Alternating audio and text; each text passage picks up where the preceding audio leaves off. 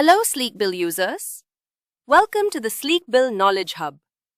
In this video, we will learn how to show the secondary signature in quotation documents using Sleek Bill billing software. Let's start.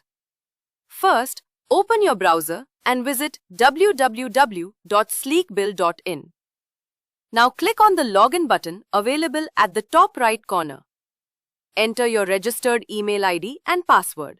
Then click on the Sign In button. After successful login, you will reach the dashboard. From the left side menu, click on Preferences. Inside Preferences, navigate to Documents, then Quotations and Proforma. This section contains all quotation customization settings. Now find the option called Show Secondary Signature.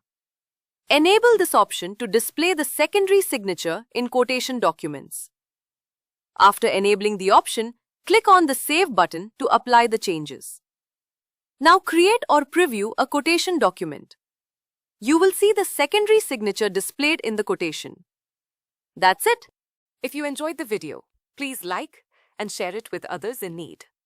For more videos like this, click the bell icon and subscribe.